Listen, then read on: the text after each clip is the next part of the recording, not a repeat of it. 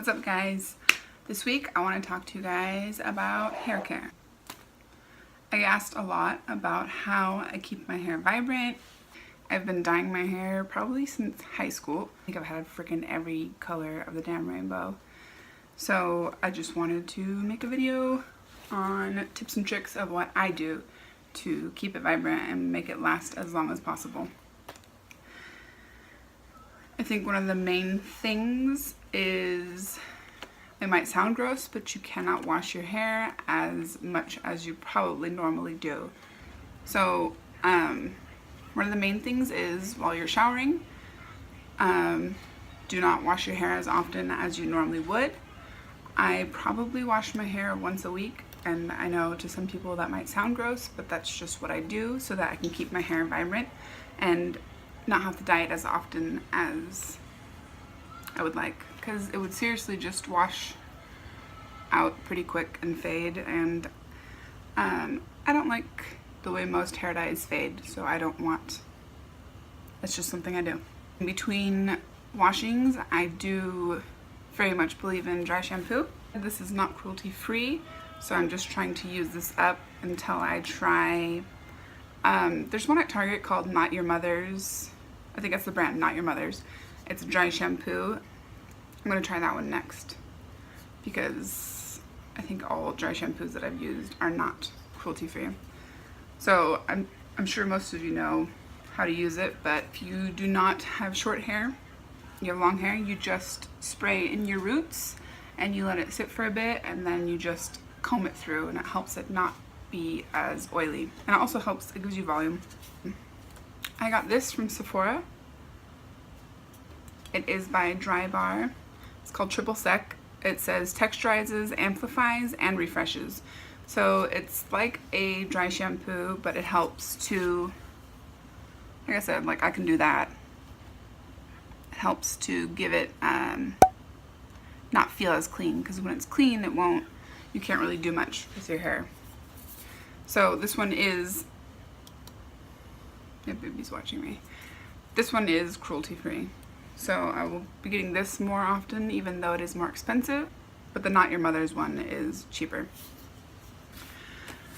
So when you do wash your hair, you are supposed to use cold water, and I just use as cold as I can handle because I normally like warm showers. So while you're washing your hair, just use cold water. Yeah, when you use the hot water, it opens your cuticles more, and the hair dye is more likely to come out, and I think that's why it fades so quick. Well, that's what I was taught in school. I went to cosmetology school a few years ago. Oh, and so when you do use shampoos, you should look for a sulfate-free shampoo. I've seen a L'Oreal once, it says sulfate-free, and I always get curious, so I look on the back, and one of the, like the fifth ingredient is, it's Laurel Sulfate or something. I will put it in the link. I'll put it down below, or I'll put it like on the screen somewhere, because I don't know how exactly to say it. And that's always something that was like on and off when I went to school. They'd say, oh no, sulfates are fine, and then other teachers would say sulfates are bad. But I've personally noticed when I use anything with sulfates, it just strips the color out of my hair so quick. So right now I'm using, my light is freaking out. I'm using this shampoo, Bedhead Color Goddess, and it does have sulfates in it. I just like the smell of it though, so I want to use it up. You most likely will not be able to see it, but the second ingredient is sodium Laurel Sulfate. Sulfate, I mean. Yeah, you're not gonna see it. Like I said, I'll put the word down below. But yeah, I just like the way that shampoo makes my hair feel, so I'm sacrificing it just for that. But they do have shampoos. Sadly, I think you can only get these for the price that they are sold at Cosmoprof. And like I said, I do have my license, so I can go in there. But if you buy them on Amazon, they just jack the price up. So if you do go to a salon, you can ask your stylist if they can get it for you, and they most likely will. But obviously I don't use this one right now. I used that when I had yellow hair. This one's my favorite. It is, don't mind, the cap is kind of gross. But yeah, so that's the color of the shampoo. It's a colored shampoo. I probably can't show you because it's all the way down here. But yeah. If you don't have nail polish on and you use it, it sometimes stains it. But like I said, that's something I just deal with because I want my hair to be vibrant. This one I've just started trying. It's called a Clenditioner. It's a cleansing shampoo and conditioner in one. Yeah. So this one is a bit more potent. It does stain my hands, but that's the color of the shampoo right there. It smells pretty freaking good. But like I said, I like the Viral one more. I feel like the Viral shampoo, it just makes it more vibrant, and this one you can barely tell. There is another conditioner / shampoo that you can use, and it's called Overtone. I've never used it, but my friend, she swears by it, so that's another one you can check out. When it comes to showering, that's it. Another thing when it comes to water, if you are an avid pool swimmer, the chlorine is just going to suck the color right out. And I even notice sometimes, I obviously don't go in the sun often, but when I do spend the day in the sun, I realize that my hair fades a lot more. If you have long colored hair, you'll probably notice, because if you ever lift your hair